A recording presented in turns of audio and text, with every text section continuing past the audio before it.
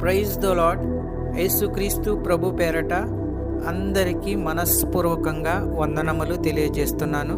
ఈరోజు దేవుని యొక్క వాగ్దానము యెషయా గ్రంథము 54వ అధ్యాయము 8వ వచనం. నిమిష మాత్రము నీకు విముఖుడనైతిని, నిత్యమైన కృపతో నీకు వాత్సల్యము చూపుదును అని నీ విమోచకుడగు యెహోవా సెలవిచ్చుచున్నాడు. మన దేవుడు ఇస్తున్న అమూల్యమైన వాగ్దానము, నిత్యమైన కృపతో నీకు వాత్సల్యము చూపుదును. మన దేవుడు ఇస్తున్న అమూల్యమైన వాగ్దానము, నిత్యమైన కృపతో నీకు వాత్సల్యము చూపుదును. ఈ యొక్క మంచి వాగ్దానము మనందరి జీవితాల్లో నెరవేరునుగాక. సహోదరి సహోదరుడా, ఈ యొక్క వాగ్దానాన్ని మనం అర్థం చేసుకోగలిగితే దేవుడు ఆయన సృష్టించిన మానవులను ఎంతగానో ప్రేమిస్తున్నాడని మనం అర్థం చేసుకోవాలి. అపరాధములతో నిండి ఉన్న మానవుల ఎడల ఆయన ఎంతగానో కనికరం చూపిస్తున్నాడు. ఆయన నిన్ను విమోచించాడు. మనలో ఏ ఒక్కరు కూడా నీతిమంతులు కాదు. పాపము నుండి, అపరాధముల నుండి, నిత్యాగ్ని గుండము నుండి దేవుడు మనలందరినీ విమోచించాడు, విడిపించాడు. అంటే అది కేవలం దేవుని కృప మాత్రమే.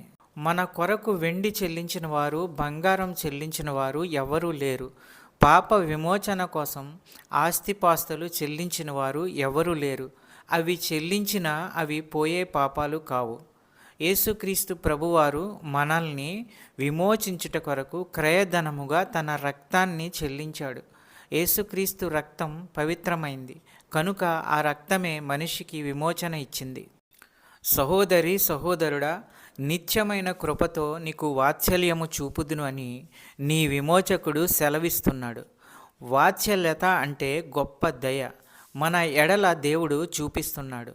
దేవుని కృప ఎలాంటిదంటే నిత్యమైన కృప. దేవుని కృప నిత్యము ఉండేది. కృప అనగా ఒక అర్థం ఏంటంటే అర్హత లేని వారికి ఇచ్చే గొప్ప బహుమానమే కృప. అలాంటి కృప దేవుడు మనకు అనుగ్రహించాడు. మనలో ఏ ఒక్కరం కూడా ఆయన యొక్క కృపను, ఆయన యొక్క అనుగ్రహాన్ని పొందటానికి అర్హులం కాదు. కానీ దేవుడు మనల్ని అర్హులుగా చేశాడు. అది ఆయన ప్రేమ, అది ఆయన ప్రణాళిక. ఆయన యొక్క కృప నిత్యము ఉండును. వాక్యమును బట్టి ప్రార్థన చేసుకుందాము. కీర్తనీయుడైన దేవా, సమీపించరాని తేజస్సులో నివసించువాడా, మహచ్చర్య కార్యములు చేయువాడా, మీకు స్తోత్రములు, కృతజ్ఞతలు, వందనములు తెలియజేస్తున్నాము. ఈరోజు మీ వాక్యము ద్వారా మాతో మాట్లాడి బలపరిచి ఆదరించినందుకు, ధైర్యపరచిన అమూల్యమైన మాటలను బట్టి వందనములు చెల్లిస్తున్నాము.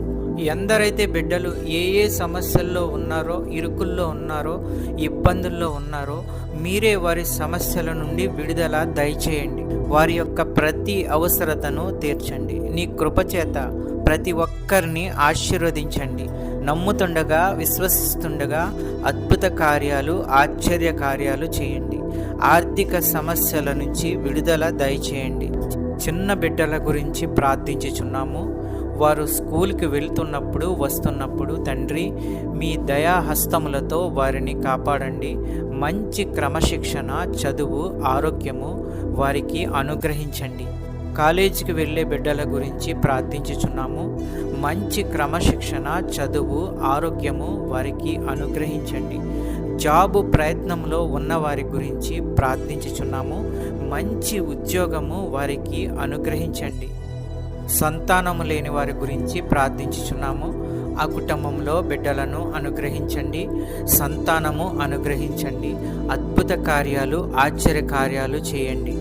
అనారోగ్యంతో ఉన్న వారి గురించి ప్రార్థించుచున్నాము. వారికి ఉన్న ప్రతి అనారోగ్యాన్ని తీసివేయండి, బాగు చేయండి. మంచి ఆరోగ్యము కలిగించండి. ప్రతి విధమైన వ్యాధులు స్వస్థపరచండి. మంచి ఆరోగ్యము అనుగ్రహించి కుటుంబాలని కాపాడండి. ఈ వాక్యం చూస్తున్న బిడ్డలందరినీ ఆశీర్వదించండి. ఈ యొక్క ప్రార్థనలో ఏకీభవించిన బిడ్డలందరినీ ఆశీర్వదించండి. కుటుంబాలను ఆశీర్వదించండి, కాపాడండి. శాంతి, సమాధానము, నెమ్మది అనుగ్రహించి అన్నిటిలో విజయము దయచేయండి. ప్రతి కుటుంబంలో ఉన్న వారి యొక్క అవసరతలను తీర్చండి. పెద్దవారిని, చిన్నవారిని ఆశీర్వదించండి, కాపాడండి, దీవించండి. మా ప్రార్థన విన్నందుకు వేలాది స్తోత్రాలు చెల్లించుకుంటున్నాము తండ్రి. యేసుక్రీస్తు ప్రభు పేరట అడుగుచున్నాను తండ్రి, ఆమెన్. ఈ యొక్క వాక్యములు షేర్ చేయండి, సబ్స్క్రైబ్ చేయండి, లైక్ చేయండి. దేవుని సేవలో పాలిభాగస్తులు అవ్వండి. మీకు అందరికీ వందనాలు తెలియజేస్తున్నాను.